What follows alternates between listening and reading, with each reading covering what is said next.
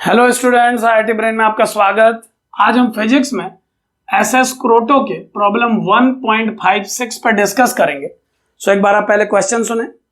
A round box of inner diameter D capital containing a washer of radius small R lies on a table as shown below. चित्र दिखाऊंगा अभी मैं आपको। The box is moved as a whole at a constant velocity v directed along the lines of centers of the box and the washer. At an instant t0, the washer hits the box. Plot the graph x washer relative to the table is starting from the instant t0 and assuming that all the impact of the washer against the box are perfectly elastic. The friction between the box and washer should be neglected. तो क्या question है एक बार समझें। क्या चित्र दिया हुआ है, पहले आप उसे देख लें। एक बॉक्स दिया हुआ है जो कि सिलेंड्रिकल है, इसका डायमीटर आपको d गिवन है और इसमें एक वाशर जो कि सिलेंड्रिकल शेप का है और छोटा सा है रखा गया है। इस बॉक्स और वाशर के बीच में किसी प्रकार का कोई फ्रिक्शन परफॉर्म नहीं कर रहा है और यह कहा गया है कि जब बॉक्स को हम vi वेलोसिटी से मूव कराना स्टार्ट करते हैं तो कुछ टाइम बाद यह वाशर से इंपैक्ट ले लेता है। जिस इंस्टेंट पे ये बॉक्स रखे हुए वाशर से टकराता है उस इंस्टेंट को t equal to T naught कह के डिफाइन किया गया है। यानी t equal to T naught उस टाइम को कहा गया है जब पहली बार बॉक्स और वाशर के बीच में इंपैक्ट होता है। अब ध्यान दें, इस इंपैक्ट के बाद इस वाशर को भी कुछ वेलोसिटी मिल जाती है और ये मूव करने लगता है और फिर सेकंड फेज पे जाके इंपैक्ट लेता है।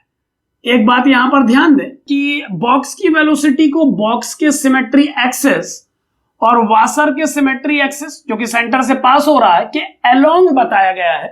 तो क्लियरली बॉक्स के मोशन का डायरेक्शन इन दोनों लाइंस के अलोंग यानी इस तरह का ही लिया जाना चाहिए और इस इंपैक्ट के बाद दूसरे इंपैक्ट तक ये वाशर जो डिस्प्लेसमेंट ट्रेवल करेगा बॉक्स के रिस्पेक्ट में उसे क्या होना चाहिए एक बार आप ध्यान से देखें। उसे अगर मैं इसकी फ्रंट वॉल से फ्रंट वॉल तक मेजर करूं तो ये वैल्यू होनी चाहिए d माइनस इस वाशर का डायमीटर। चूंकि वाशर का रेडियस r गिवन है तो मैं इसके डायमीटर को 2r लिख रहा हूं। यानी आप समझ सकते हैं कि बॉक्स के रिस्पेक्ट में d minus 2r displacement travel करके ये वाशर दूसरी बार इस बॉक्स के साथ इंपैक्ट लेगा अपोजिट वॉल में। और अब ध्यान दें, पहले इंपैक्ट से दूसरे इंपैक्ट के बीच में जो टाइम लगेगा हम उसे d minus 2r bye v लिख पाएंगे। एक बात पे ध्यान दें, ये सभी डाटा जो मैं आपको एक्सप्लेन कर रहा हूं अपनी पिछली क्लिप में हम डिस्कस कर चुके हैं। इस क्वेश्चन से एसोसिएटेड ये चौथी क्लिप है। इससे पहले की 3 क्लिप में हम velocity time function, velocity time graph और डिस्प्लेसमेंट टाइम फंक्शन तैयार कर चुके हैं। उस क्लिप में हम डिटेल में डिस्कस कर चुके हैं, ये बता चुके हैं कि इस फ्रिक्शनलेस बॉक्स पर इस वाशर को रखने पर जब बॉक्स चलना स्टार्ट करेगा v वेलोसिटी से x एक्सिस के अलोंग तो इलास्टिक कोलिजन से इस वाशर को एक वेलोसिटी प्रोवाइड कर देगा जो कि 2v मैग्नीट्यूड के बराबर होगी ग्राउंड ऑब्जर्वर के रिस्पेक्ट में।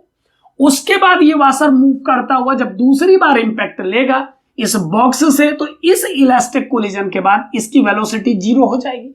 इन बातों को एक बार मैं और एक्सप्लेन कर देता हूं, आप ध्यान से समझें कि v वेलोसिटी से चलने वाला बॉक्स रेस्ट में रखे वाशर को अपोजिट डायरेक्शन में v स्पीड से आता देखेगा। तो जैसा आप जानते हैं कि इलास्टिक कोलिजन में इंपैक्ट के पहले की वेलोसिटी किसी ऑब्जेक्ट के रिलेटिव किसी दूसरे के लिए जितनी होती है उसके अपोजिट सेम मैग्नीट्यूड में कन्वर्ट हो जाती है इंपैक्ट के बाद।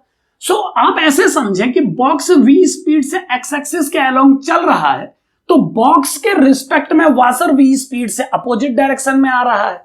तो क्लियरली बॉक्स के रिस्पेक्ट में इंपैक्ट के बाद v स्पीड से इस तरफ चला जाएगा। अब चूंकि ये बॉक्स के रिस्पेक्ट में v स्पीड से जा रहा है x एक्सिस के अलोंग तो ग्राउंड ऑब्जर्वर के लिए ये 2v से जाएगा और 2v से जाता हुआ ये वाशर बॉक्स को v स्पीड से अब दूसरे इंपैक्ट से पहले अपनी ओर आता दिखेगा। तो जाहिर सी बात है इस इंपैक्ट के बाद बॉक्स के रिस्पेक्ट में इसकी वेलोसिटी -v हो जानी चाहिए।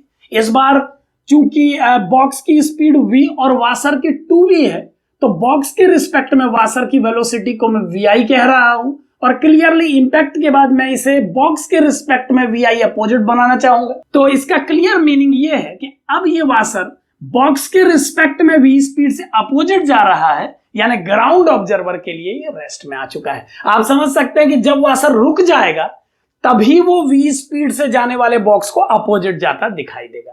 तो आप क्लियरली समझें कि इस वाशर के रेस्ट में आते ही अब ये एक बार फिर से क्वेश्चन इनिशिएट हो गया है।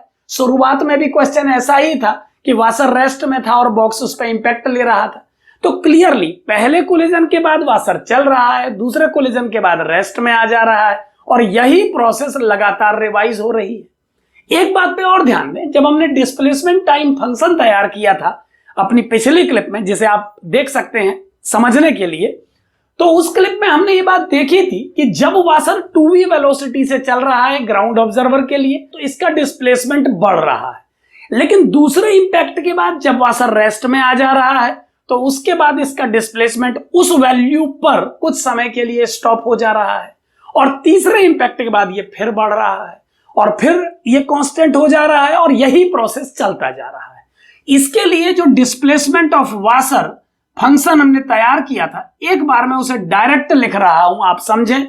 इसे समझने के लिए कि यह आउटकम कैसे आया आप पिछली क्लिप को देख सकते हैं। इस क्लिप में हमें डिस्प्लेसमेंट और टाइम के बीच में एक ग्राफ क्रिएट करना है। तो कुछ इस तरह से एक फ्रेम पे हमें डिस्प्लेसमेंट ऑफ वाशर और टाइम के बीच में एक ग्राफ प्लॉट करना है और इस ग्राफ को हम t equal to t0 time से स्टार्ट करेंगे। आप ये समझ सकते हैं कि प्रोसेस में जो चेंजेस आ रहे हैं वो d-2r upon v। d-2r upon v क्या है एक बार समझ ले। ये बॉक्स v वेलोसिटी से ट्रेवल कर रहा है एक्स एक्सिस के अलोंग, जबकि वाशर फर्स्ट इंपैक्ट के बाद 2v वेलोसिटी से। तो वाशर की वेलोसिटी बॉक्स के रिस्पेक्ट में v आई कैप होगी और इस वेलोसिटी v से d-2r डिस्टेंस ट्रेवल करने में जो टाइम लगेगा वो d-2r बाय v होगा। यहां पर ध्यान दें कि d-2r वाशर का डिस्प्लेसमेंट नहीं है, ये बॉक्स के रिस्पेक्ट में वाशर का डिस्प्लेसमेंट है पहले और दूसरे इंपैक्ट के बीच में। यही वजह है कि हम वेलोसिटी लेते वक्त भी वाशर की वेलोसिटी बॉक्स के रिस्पेक्ट में ले रहे हैं। तो बॉक्स के रिस्पेक्ट में डिस्प्लेसमेंट और बॉक्स के रिस्पेक्ट में वेलोसिटी को यूज करके हमने टाइम कैलकुलेट किया है दो इंपैक्ट के बीच में, जो कि d-2r बाय v है। सो हम समझ सकते हैं कि जब हम ग्राफ प्लॉट करेंगे तो t इक्वल टू t0 से t0 plus d-2r by v तक, और फिर अगला जो टाइम पोजीशन हम सेट करेंगे वो d0 plus 2 times d-2r by v, और इसी प्रकार के टाइम इंटरवल आगे भी बनेंगे। सो कुछ इस तरह की फ्रेमिंग तैयार करनी होगी डिस्प्लेसमेंट और टाइम ग्राफ प्लॉट करने के लिए। अब एक बार जरा सा उस रिजल्ट पे आए जो इससे पिछली क्लिप में हमने डिराइव किया था। उस रिजल्ट के अकॉर्डिंगली वाशर के डिस्प्लेसमेंट को हम लिख पाएंगे 2 multiple of d-2r into n plus 2 velocity into t-t0 minus 2n multiple of d-2r by v। कुछ इस तरह से हमने वैल्यू दी थी डिस्प्लेसमेंट की, और यही displacement 2 multiple of d-2r into n था। अलग अलग टाइम इंटरवल के लिए ये एक्सप्रेशन दिए जा रहे हैं। अब किस टाइम इंटरवल के लिए कौन सा एक्सप्रेशन है समझें। ये पहले डिस्प्लेसमेंट का एक्सप्रेशन तब के लिए है जब टाइम को हम लेंगे 2n d-2r by v is less than t-t0 is less than 2n plus 1 d-2r by v तक के लिए, और जब यही टाइम इंटरवल होगा 2n minus 1 d-2r by v से लेकर t-t0 जो कि कम है 2n d-2r बाय v से तक के लिए। सो इस टाइम इंटरवल के लिए ये वैल्यू और इस टाइम इंटरवल के लिए ये वैल्यू हमने डिस्प्लेसमेंट की बताई थी। ये बात साथ में हमने बोली थी कि पहली इक्वेशन में आप n को होल नंबर और दूसरी इक्वेशन में n को नेचुरल नंबर अप्लाई करें। तो जब आप फर्स्ट इक्वेशन में n को 0 पुट करेंगे तो आपको 0 is less than t-t0 is less than 1 times d-2r by v, यानी यहां से यहां तक के लिए डिस्प्लेसमेंट की वैल्यू पता लग जाएगी। सो n को 0 पुट करके ये टर्म बनेगा 2v into T minus T naught minus N को जीरो रखने पर ये भी जीरो हो जाएगा। सो इस डिस्प्लेसमेंट को आप 2v into T minus T not लिख पाएंगे। अब चूंकि इसी समय को टी नॉट कहा गया है तो आप समझ सकते हैं कि 2v into T minus T naught displacement travel होगा फर्स्ट टी नॉट से T naught plus D minus two R by V time तक के लिए। आप यहां पर ध्यान दें कि ये वैल्यू टी की दी जा रही है, यहां पर ये जो वैल्यू लिखी जा रही है ये टाइम की वैल्यू है। तो कई बार स्टूडेंट कंफ्यूज करता है कि सर टी से टी नॉट को क्यों घटाया जा रहा है। तो ध्यान दें टी का value D minus two R by V नहीं माना जा रहा है, टी टाइम है। सो जब आप टी का वैल्यू रखेंगे तो T naught plus D minus two R by V रखेंगे और इस वैल्यू को रखने पर टी नॉट से टी नॉट कट जाएगा और ये interval D minus two R by V आ जाएगा। सो हमने जो एक्सप्रेशन लिखा है उसमें टी को टाइम इंटरवल ना समझे, उसमें टी टाइम को प्रेजेंट कर रहा है। 10 मिनट बोलने में और 11:10 बोलने में डिफरेंस होता है। सो ये टाइम है, ये टाइम को प्रेजेंट कर रहा है, जबकि जब हम 10 मिनट कहते हैं तो ये इंटरवल को प्रेजेंट करता है। सो टी इस एक्सप्रेशन में टाइम को शो कर रहा है।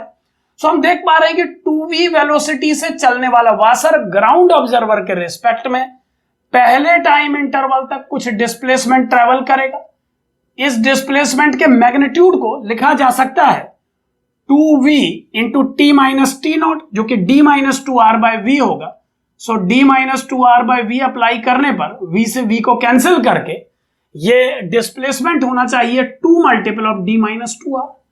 अब ध्यान दें इसके बाद दूसरे इंटरवल के लिए जब आप n को 1 पुट करेंगे इस इक्वेशन में, एक बात और ध्यान दें कई बार स्टूडेंट इसी इक्वेशन में 1 पुट कर देता है, तो ध्यान दें जब आप इस इक्वेशन में n इक्वल टू 1 पुट करेंगे तो आपको वो टाइम इंटरवल नहीं मिलेगा जिसे अब आप ढूंढ रहे हैं। अब आप T naught plus 1 multiple of D minus two R by V से T naught plus 2 multiple D minus two R by V ढूंढ रहे हैं। सो उसके लिए आपको इस सेकंड एक्सप्रेशन में n का वैल्यू 1 पुट करना पड़ेगा। सो इस सेकंड एक्सप्रेशन में n का वैल्यू 1 रख के जो टाइम इंटरवल आएगा वो यहां से यहां तक होगा और इसमें डिस्प्लेसमेंट की वैल्यू हो जानी चाहिए 2 multiple of D minus two R into 1, यानी कि इसी वैल्यू पर कांस्टेंट हो जानी चाहिए।